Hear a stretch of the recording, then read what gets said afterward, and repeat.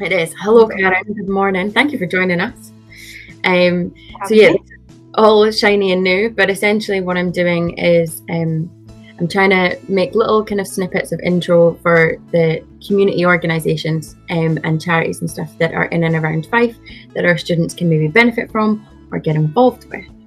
So, would you like to tell us kind of who you are and who you are as an organisation? Sure. So I'm Karen Dorrit. I am the Food Project Manager at Eats Rosyth. Eats stands for Edible and Tasty Spaces, and we're a community organisation and a charity that have been running for about 4 years now. So we're based mainly in Rosyth. We started to spread our work out a little bit across southwest Fife over recent months, but really our work has been focused there. We've got a community hub on Aberlar Street, a community garden and a community orchard, and they're on Park Road in Rosyth. Amazing. Yeah. Wow. So you do have, and people can get involved with that.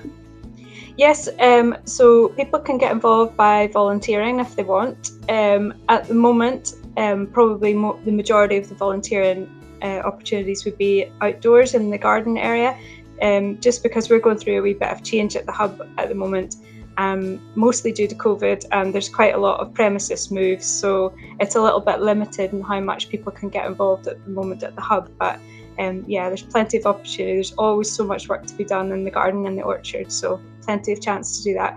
But also people can just make use of the service. The service is open to absolutely anyone. There's no, it doesn't matter if you don't live in Rosyth, it doesn't matter about income or anything like that. We're just there to help share. One of our motto really is to grow, eat and share. So we grow food locally, we eat together if we can. It's obviously been a bit more challenging recently, and then we share. So we share food, and anyone is welcome to come and get it. And normally we have our hub is open to the community and people can come in and kind of shop.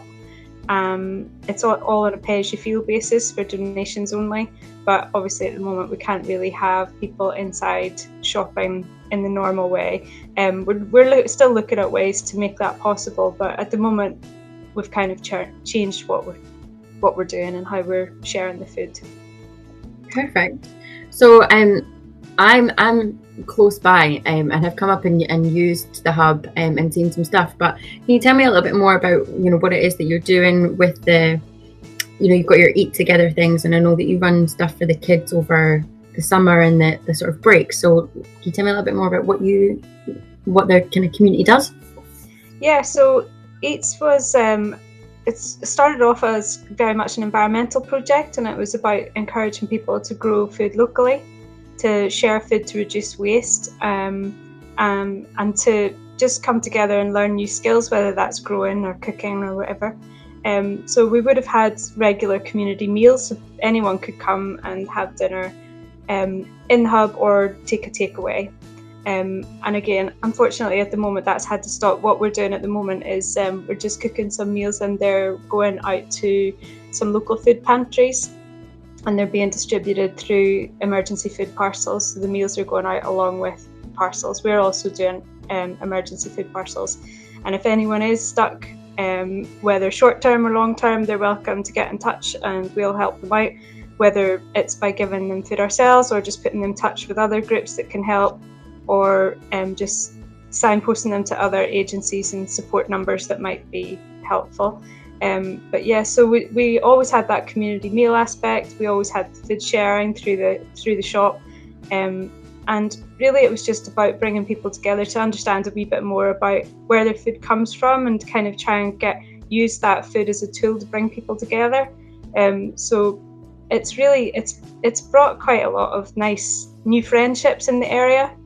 A lot of our volunteers were initially customers and they would just come for a cup of tea or an evening meal, and now they've got involved in the project, and because generally we would all just make friends and they would want to then give back to the project and get involved in some way. So yeah, it's been really good and it's grown a lot over the past couple of years. It's got much bigger. We have about 80 to 90 volunteers.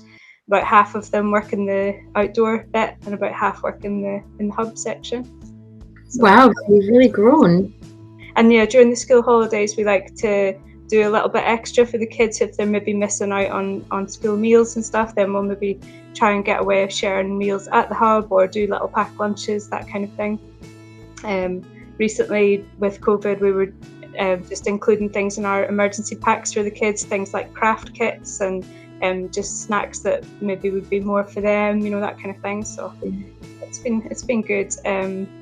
And we always have quite a busy Christmas period, so we're just in the lead up to that at the moment. And in the past few years, we've managed to do Christmas dinner and Boxing Day dinner, New Year's Day dinner, that kind of thing. Again, it might look a wee bit different this year, but we'll see what happens. We're just in the process of trying to move premises, because our premises is really small, as you know if you've been down.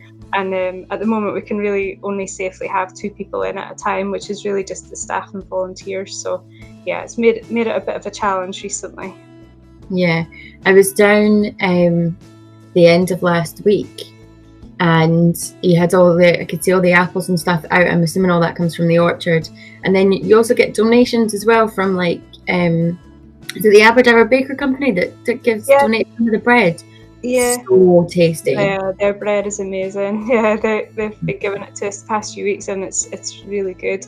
Yeah, we get donations from loads and loads of different suppliers. And that was part of the reducing waste aspect. Was that we've got partnerships with quite a few different supermarkets and local businesses just to help them reduce their waste, but also just to reduce it from going to landfill. And we were able to make sure that it goes to bellies, not bins, and we make sure that happens as much as possible. I have to say the bread is one thing that we do get almost too much of. There's far too much bread waste that comes from supermarkets, but the Aberdour Bakery stuff is really good quality, and there's not like loads of it. They just have a little bit of surplus that they just don't want to see going to waste. And yeah, a lot of the apples would come from our orchard, but we also get those donated from a lot of local gardeners, and they sometimes get in touch to ask us to come and help harvest their apples and pears from their gardens and that kind of thing. And yeah, every year we get a lot of apples. We have an apple press, and we try and make our own apple juice and share it out and things. So yeah, it's good. We get food from everywhere. It comes from the most unlikely places. That's so good. So obviously we've discussed the benefits. You've got the kind of community coming together, you're helping the kind of kids who are maybe missing out on sort of free school meals. How would, say, like if our students wanted to get involved, or perhaps if like the Students Association's kind of Green Club wanted to get involved and maybe run something, are you open to sort of having volunteers come down for like an experience day, or do you have to commit long term? No, you're welcome to come as a group. We do have some kind of corporate volunteer groups who help out every so often from businesses and things, so that could be arranged for a group of students if we wanted to do a little project together. And I guess again at the moment it would probably be an outdoors thing, but we've got a beautiful space in the garden and the orchard, and there's loads of opportunity there, and you can learn a lot, about just your local environment, about the wildlife, we've got beehives, we've got an outdoor classroom as well, which we recently got a solar panel fitted, so we can use that more for kind of events and workshops and things. Yeah, so lots of opportunity, and you're welcome just to pop down and just have a walk around as well. It's a really nice space for mental health and just getting some peace and quiet. It's a beautiful space, and it's got lots of nice seating areas in the orchard and the garden, so you're welcome just to pop by just to have a break from everything, and you'll probably more than likely bump into a couple of volunteers and just have a chat. So it can be quite informal, but if you want to sign up as a proper volunteer and come regularly, welcome to do that as well, and you just have to get in touch with us through the website. So that's all you would have to do if you wanted to get involved. Just send in, or message the Facebook page or Twitter or whatever. Yeah. Okay, amazing. That sounds fabulous. It's really nice to know a little bit more about, because I kind of see some of the work that goes on just from being in the area, but actually to know that there's quite a massive expansion there, and that you're like open to doing different things as well is really good. Yeah, it'd be great to work with the college students a wee bit more, and we can have a chat sometime about your eco stuff. And I didn't realise you had a group like Yeah, that. Good. it's obviously with the cohort of students changing over so rapidly. Don't, like at universities, they can have like a 4-year fixed term where they can set sort of different goals, but trying to get smaller things up and running, spread awareness of things like this so that maybe they can try it whilst they're at college with us, and then that would be something that they could then take forward, can continue doing once they've left college. So it's all about the experience and learning, and yeah, definitely. Great. Good fun. Oh, do you have any questions for us? I know this is kind of all about you, but just whilst I'm here, no? Oh, good. Yeah. Well,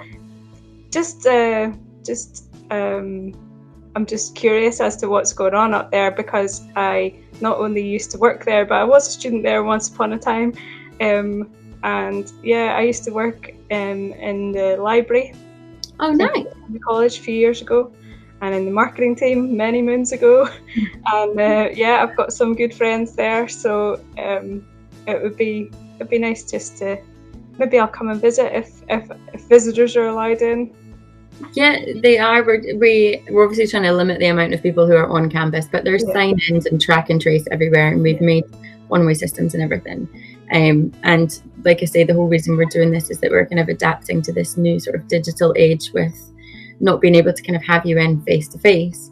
But yeah, I mean, we've set up a digital office on Teams and things, so these will be shared not only on our YouTube sort of long term, but into the digital office as well, and we'll kind of have like a mini hub for different things. So yeah, we should still be able to get the same reach as we normally would.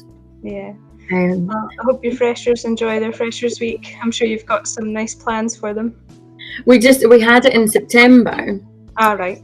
Yeah, but we couldn't invite anybody in, so I was like, well, I want to sort of not do anything, and this I think will be perfect for our kind of next event in November, which is all about sharing information and community engagement and trying new things. So yeah.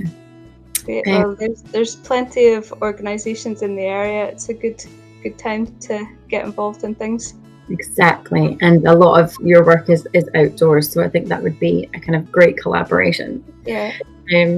But yes, thank you so much for joining.